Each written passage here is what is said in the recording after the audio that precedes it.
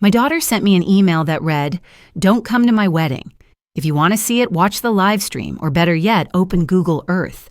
That's how she erased me after I sold the last piece of land her father left to help pay for that very wedding. I stared at those words, hands trembling, realizing I had been reduced to nothing more than a distant spectator in the life I had built for her. I didn't reply. I didn't beg. I simply whispered, "Enjoy your big day."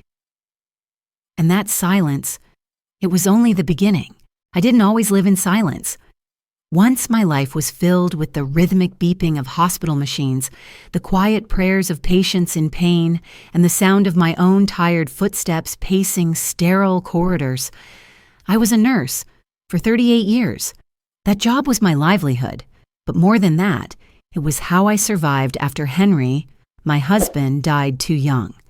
I was left with a mortgage, a little girl, and a world that felt too large for one pair of hands. That little girl was Isabella. I used to tell her that every night I worked was for her future.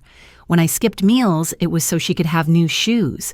When I picked up extra shifts on Christmas, it was so she could have the piano lessons she begged for. I told myself it was worth it. Every sacrifice stitched itself into a quilt I thought would keep her warm for life. I gave her more than money. I gave her my body, my time, my bones. Nights when I dragged myself home after 12 hours at the hospital, she would already be asleep, a half-eaten bowl of cereal beside her bed. I'd kiss her forehead, whispering apologies into her hair. On the rare mornings when our schedules overlapped, I braided her hair in the kitchen light, pretending my hands weren't trembling from exhaustion. She grew up brilliant and bold, the kind of young woman who filled a room the moment she walked in. I thought that was partly me. My endless hours, my absence that carved her independence, my presence that gave her roots. When she was accepted into a study abroad program in Paris, I nearly collapsed with pride. I worked every weekend shift that summer, quietly transferring each paycheck into an account with her name on it. For tuition, I told her. She kissed my cheek quickly, already rushing off to celebrate with friends. Henry and I once owned a piece of land near the lake. It was small, nothing grand, but it was his dream. He used to say, "One day, Ellie, we'll build a little cabin here. Just you, me, and quiet mornings with coffee on the porch." I never had the heart to touch it after he died. It sat there like a sealed memory, sacred ground for what could have been. But when Isabella announced her engagement to a wealthy businessman she met in Paris, she spoke of a wedding that sounded more like a coronation. "It has to be perfect, Mom. Everyone important will be there. The venue, the flowers, the dress, it all has to match the vision." I nodded, even when she never once said the word family. I sold Henry's land. With the money, I wired a substantial amount to Isabella, framing it as a gift. Though the ache in my chest told me I was giving away more than soil and wood, I was giving away Henry's unfulfilled promise. "At least she'll have something perfect," I whispered into the silence of my empty kitchen. That night, I pulled out the dusty scrapbook I had started decades earlier. Pages of Isabella's first drawings, ticket stubs from her school plays, birthday cards with smudged frosting fingerprints.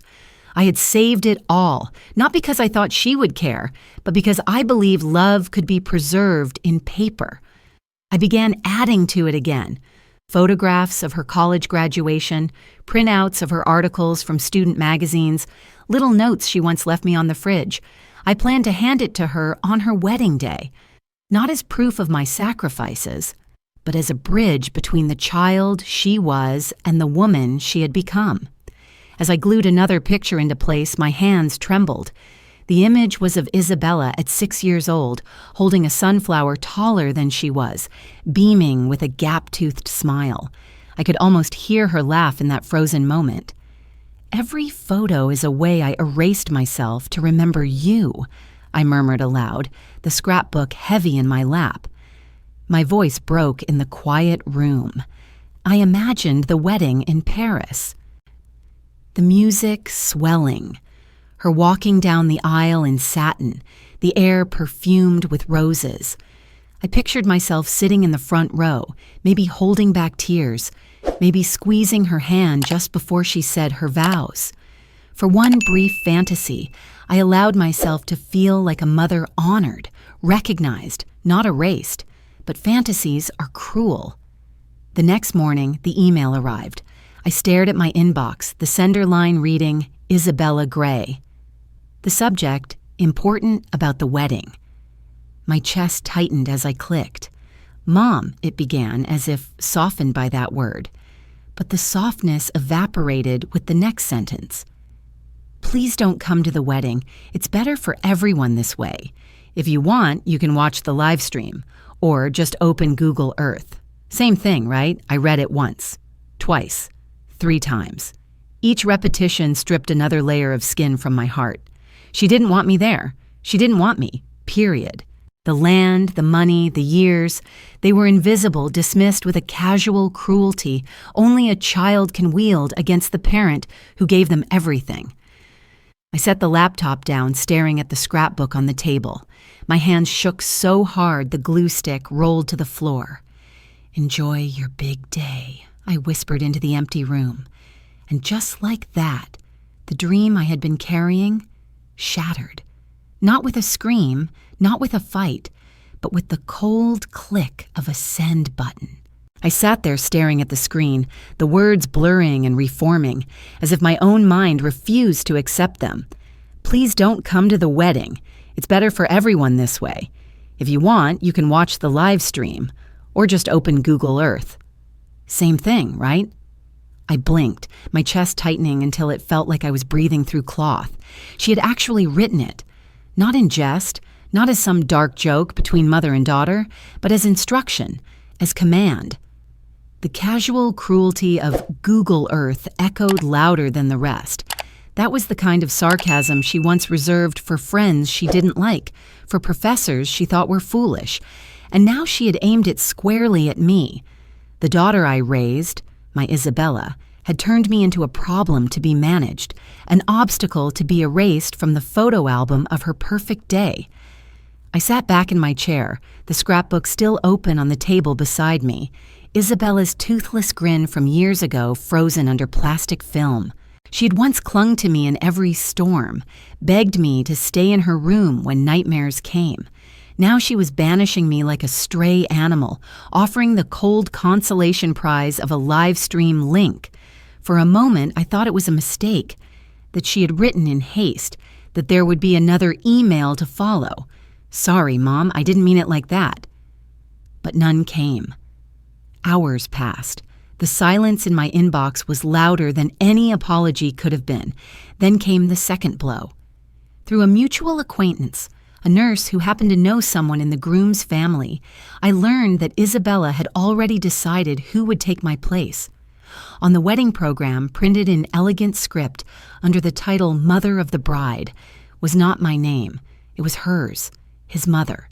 The woman Isabella had met less than 2 years ago, now polished and displayed as though she had birthed and raised her.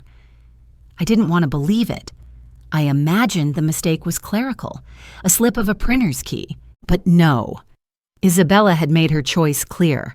I had been replaced, not simply excluded, but substituted. My years, my scars, my endless sacrifices were erased with the stroke of a pen, filled in neatly with another woman's name. The rage came slowly, almost reluctantly, not the kind that screamed or smashed plates, but the deep, sinking kind that pooled in your stomach and made your hands tremble. I thought of the land Henry and I had once stood on together, the dream we had saved for. I had sold it to finance this spectacle, believing foolishly that money could purchase me a place in my daughter's heart. Instead, it had purchased my erasure.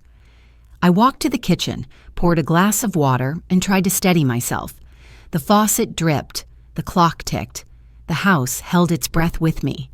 I set the glass down too hard and it cracked, a thin fracture running through its middle, like the line splitting me from Isabella.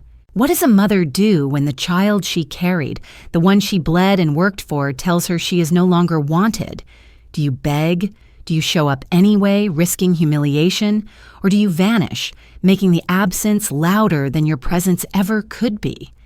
If you're listening to this, folding laundry, or scrolling in your quiet moment, I want to ask you, if you were me, would you kneel and plead for a seat at the table, or would you turn away in silence?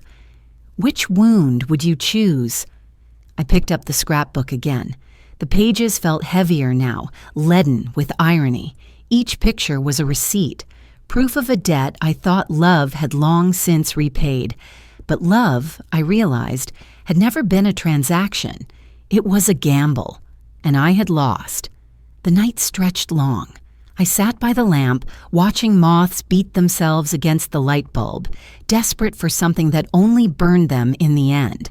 I wondered if that was me, beating myself against the hope that Isabella would one day remember me as more than an inconvenience. I thought of the wedding day, the cameras flashing, Isabella smiling, her new mother-in-law seated proudly beside her, basking in a glow that was never hers to claim. I pictured the applause, the toast, the words, to the woman who raised such a fine daughter, except they would not be meant for me. I would be a ghost haunting the edges of a live stream, unseen, unacknowledged, irrelevant. When morning came, I brewed coffee and set the cup down on the counter. My reflection in the dark liquid startled me, lined, tired, but steady. There was still strength in my gaze, even if Isabella refused to see it. I closed the laptop. The snap of it echoed in the stillness.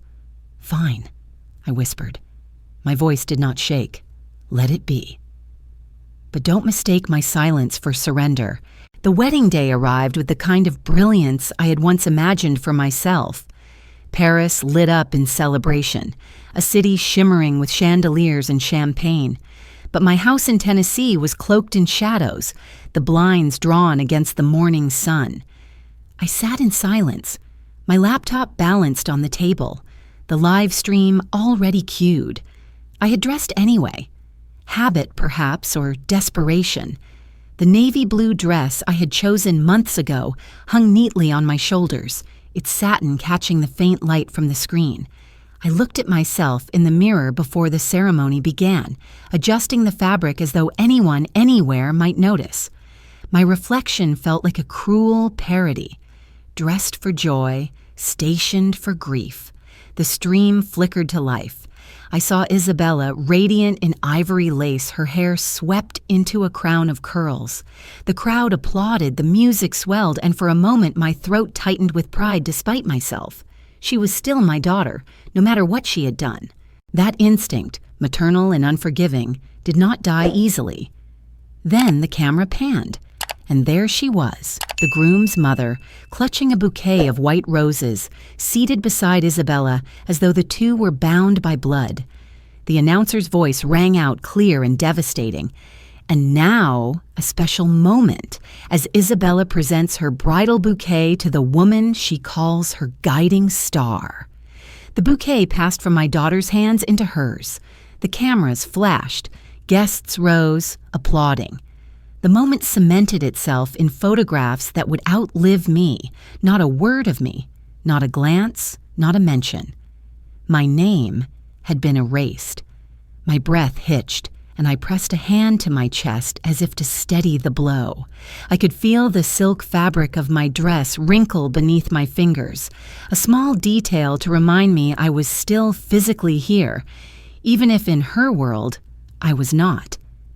A guest leaned toward the groom and whispered something, caught faintly by the microphone. "Where's the bride's mother?" The question pierced the air like an uninvited ghost. Isabella's smile faltered just for a heartbeat, then she laughed it off, tilting her head toward her new mother-in-law. "She's right here," she said, her voice smooth, her eyes darting away from the camera. The denial was complete.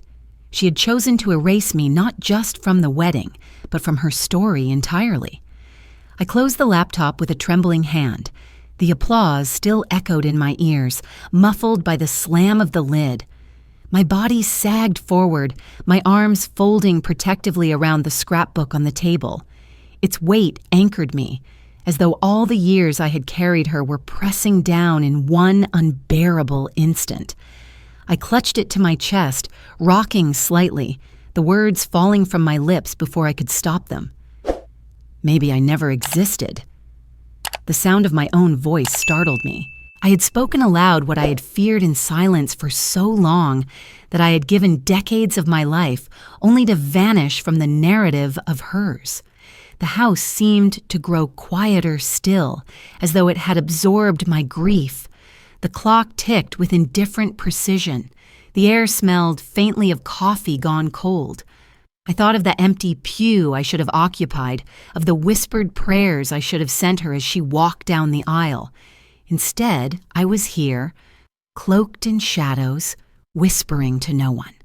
I pressed my forehead against the scrapbook, eyes burning with tears I refused to shed.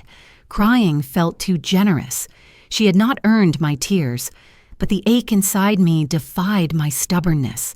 My chest rose and fell in ragged sobs, the kind that left you empty, scraped raw. Time passed, though I could not measure it. Minutes, hours, it made no difference. The wedding was over by now. The bouquet rested in another woman's hands. My name, my presence, my sacrifices, they were footnotes no one would read. Then a sound, a knock at the door. I froze, clutching the scrapbook tighter. Who could it be? No one visited me at this hour. My mind scrambled, imagining Isabella, suddenly remorseful, standing on the porch in her wedding gown. Foolish hope, fragile and absurd, surged before I could tamp it down. I wiped my eyes and rose slowly, smoothing the wrinkles in my dress. The knock came again, softer this time, patient. When I opened the door, it wasn't Isabella. It was Mrs. Carter, my neighbor from across the street, holding a plain white envelope in her hands. "Someone left this in your mailbox," she said gently, pressing it into my palm. Her eyes flickered over my dress, the redness around my eyes, but she asked no questions. She simply gave me a small nod and turned away. I closed the door, staring at the envelope. My name was written across the front in unfamiliar handwriting, the ink pressed deep into the paper. For a long moment, I simply held it, afraid to know what it contained. An invitation? A letter? A confession? My fingers hovered over the flap. The silence of the room deepened, the weight of the day pressing down again. And then, with a trembling breath, I began to tear it open. The paper tore with a sound far louder than it should have made. My hands shook as I pulled the folded card from the envelope. The ink faded but still legible. I recognized the handwriting immediately. Henry's, steady and deliberate, each letter pressed as though he had known it needed to last. If they ever forget you, don't beg. Don't plead. You are enough already. I read it once. Then again, my breath catching as though the words themselves had reached out across time. I could see him in my memory, standing on that patch of land by the lake, sun in his hair, telling me I deserved more than the world ever gave me. He had written this years ago, tucked it away in a card I must have misplaced, waiting for me to find it when I most needed it. The tears came then, not the hot, angry kind that left me choking, but a softer flood. They slid down my cheeks like rain that had been waiting too long to fall. I didn't resist them. I let them come, let the release wash over me. My sobs filled the small kitchen, but for the first time in years, they weren't just cries of loss. They were cries of freedom. I pressed the card against my chest, whispering into the silence. "You knew, didn't you, Henry? You knew there would come a day when I would need to remember that I was whole, even without them." The knock came again, soft this time, as though fate was pacing my grief. When I opened the door, Mrs. Carter still stood on the porch. She tilted her head toward me, her expression both gentle and expectant. "I didn't want to intrude," she said, "but some of us from the neighborhood are organizing a fundraiser for the hospital. We're short on hands. You've always been so capable, Eleanor. We could really use you." The words settled into me differently than any plea from Isabella ever had. We could really use you, not for money, not for sacrifice, not for the years of my life I had already given away. They wanted me, my skills, my presence, my heart. I stood there in the doorway, card still in hand, dress still creased from hours of sitting in grief, and I felt something shift. For the first time in a very long time, I was not being erased. I was being called upon. Have you ever felt it? That sudden reminder that your worth is not tied to the people who dismiss you, but to the strangers who see you clearly, even for a moment. Have you ever realized that your value is not buried in family bloodlines, but alive in the way the world still reaches for you? I wiped my face, nodding slowly. Yes, I whispered, more to myself than to her. Yes, I can help. When she left, I closed the door and leaned against it, the house no longer suffocating but strangely alive. The walls seemed less narrow, the air easier to breathe. I walked back to the table, placing Henry's card inside the scrapbook, sliding it between the pages as though it had always belonged there. I pulled a suitcase from the closet. The sound of the zipper opening filled the quiet. I began folding clothes with deliberate care.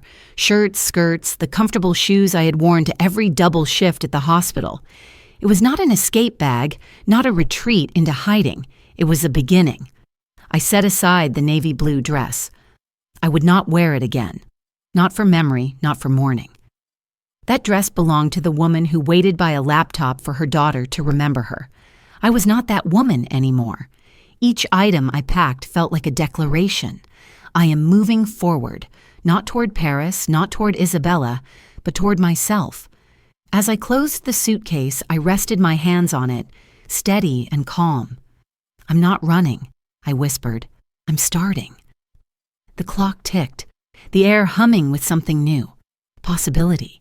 For years I had lived as though my story had ended with Henry's death and Isabella's indifference. But the truth pulsed through me now, undeniable. My story was only shifting. I glanced at the card once more, Henry's words etched into me as deeply as they were etched into the page. You are enough already. And for the first time, I believed it. The house sold quickly, faster than I expected. Perhaps it was because I had stopped seeing it as home the moment I closed that suitcase. I signed the papers without hesitation, handing over the keys to strangers with polite smiles. It wasn't grief I felt as I watched them drive away. It was release. I moved to a town by the lake, a quiet place Henry once dreamed about. The streets were lined with maple trees, their leaves shifting in the wind like 1,000 whispered promises. It was neither Paris nor Tennessee. It was something else, something mine. With the small savings left, I rented a storefront on the corner of Main Street. The windows were dusty, the floorboards creaked, but when I stepped inside, I could already smell flowers that weren't there yet. I decided to call it the second bloom. I stocked the shelves slowly, filling vases with daisies, roses, lilies. Every stem I trimmed felt like a prayer. Every petal that unfolded in the morning light was proof that something could be broken down and still rise again. But it wasn't just a flower shop. I placed a small table in the back, set out chipped teacups and a kettle. When the first woman wandered in, gray hair pinned neatly, eyes heavy with the weight of something unsaid, I offered her a chair. She sipped tea and confessed, almost in a whisper, that her own children rarely called anymore. I didn't have advice. I only listened. And when she left, she hugged me as though I had saved her life. Word spread, though I had never intended it. Women began arriving in 2s and 3s. Some bought flowers. Most stayed for tea. They shared stories of children who forgot birthdays, of husbands who had left, of nights spent in silence. My little shop became a sanctuary, not because I was extraordinary, but because I opened the door and let them in. One evening, as we sat around the table arranging sunflowers, Maison Carter smiled at me and said, "Do you realize what you've built here, Eleanor? This isn't just a shop, it's a refuge." The words startled me, but I saw the truth of it in their faces. These women weren't just customers. They were pilgrims, each carrying their own quiet griefs, and somehow my shop had become their temple. I found myself laughing more too, real laughter, the kind that bubbled up unexpectedly, the sound of scissors clipping stems, the clink of teacups, the ripple of shared stories. It was music I hadn't known I'd been missing. I had once thought Isabella was the only source of my joy, that my entire identity was tied to her recognition. But here, in the company of strangers, I felt something I had not felt in decades: belonging. There were nights I stayed late, the shop bathed in the soft glow of string lights. I would sit by the window, journal open, and write words I never dared before. "I thought I was a shadow," I wrote, "but I am the light that draws others out of the dark." It was true. I had once been invisible in my daughter's world, but here I was undeniable. I was seen, valued, not because of sacrifice, but because of presence. Still, there were moments of quiet ache. Sometimes, when arranging bridal bouquets for young women who came in chattering about their weddings, I felt a flicker of pain. But instead of burying it, I let it pass through me like a cloud drifting across the sky. Pain no longer ruled me. It reminded me I was alive. The shop grew busier with each passing week. I added more chairs, more teacups. I taught others how to arrange flowers, not with precision, but with heart. "There's no wrong way," I told them. "Every stem bends toward the light." They smiled, and I could see healing in their eyes. And so I healed too. Have you ever realized, in the middle of laughter you thought you'd lost, that the life you mourned wasn't the life you needed at all? Have you ever discovered that the people who save you are not the ones you raised, but the ones you never expected? I had. One afternoon, as the autumn sun spilled gold across the floorboards, I looked around my shop and thought, this is what Henry meant. This is the porch, the quiet mornings, the life we never built by the lake. It had come to me differently, but it had come. I closed the scrapbook and placed it high on a shelf. Not forgotten, but no longer a wound. Just when I thought peace had settled, the bell above the door jingled. I turned, wiping my hands on my apron, and there she was, Isabella, standing in the doorway, her face pale, her eyes rimmed red. I froze, the stems in my hand trembling. The women at the table went silent, their laughter cut short. I hadn't expected her. Not here. Not now. The shop went still as Isabella stood in the doorway, the autumn air curling in behind her. She looked nothing like the bride I had last seen on a glowing screen. Her hair hung loose, tangled from neglect, her cheeks hollow, her shoulders bent as though she were carrying a weight too heavy to bear. For a moment, I couldn't move. All the women around the table watched her, their hands frozen above half-arranged bouquets. She stepped forward, her eyes filling before her lips even parted. "Mom," she whispered, her voice breaking. "Mom, I need you." The words cracked through the silence. They were the very ones I had once prayed to hear, and now they landed with a strange hollowness. My hand steadied as I placed the last stem into the vase before me. Slowly, I removed my apron and walked to the counter where fresh bouquets waited. I picked one up, a simple bundle of chrysanthemums and asters, blooms resilient enough to endure the chill of autumn. I held it out to her. "Every person," I said gently, "reaps what they sow." Her face crumpled. She dropped to her knees on the shop floor, clutching the bouquet to her chest as sobs shook her. "He cheated," she gasped between breaths. "On our honeymoon, with someone I thought was my friend. I don't know what to do. I don't know where else to go." Once I would have fallen beside her, wrapping her in my arms, rocking her like I did when nightmares chased her in childhood. That instinct tugged at me still, but something stronger held me upright. A love tempered by dignity, a devotion hardened into self-respect. I crouched, resting a hand lightly on her shoulder, but I did not pull her close. "You'll survive this," I told her, "but survival doesn't mean erasing the truth. You chose your path. Now you must walk it." Her sobs echoed in the quiet shop, mingling with the faint rustle of petals in the breeze. The other women glanced at me, eyes wide as though waiting to see if forgiveness would bloom here after all. But I knew what they didn't. This wasn't about cruelty, nor was it about revenge. It was about space, about drawing a line between the woman I once was, the mother begging for recognition, and the woman I had become, who no longer needed it. Isabella lifted her face, streaked with tears, searching mine for some sign of rescue. "Please, Mom, just tell me you'll take me back. Tell me I'm not alone." I shook my head softly. "You are not alone," I said. "But that doesn't mean I can carry you. Not anymore." Her mouth opened as if to protest, but no words came. Instead, she clutched the flowers tighter, petals bruising under her fingers, and lowered her gaze. "If you were me, standing in that quiet shop with the daughter who had cast you aside now begging at your feet, what would you do? Would you forgive, sweeping away the scars of betrayal with one embrace? Or would you let her learn, finally, that love cannot be taken for granted?" The silence stretched, but it wasn't heavy. It was steady, like the calm after a storm. I rose and returned to the counter, the bouquet buckets waiting, the kettle hissing faintly in the back. Life, steady and ordinary, called me back to it. Isabella eventually stood, wiping her eyes. She looked around at the women in the shop, their faces full of quiet sympathy. Then she turned back to me. "I'm sorry," she whispered, though the words sounded more like a question than a confession.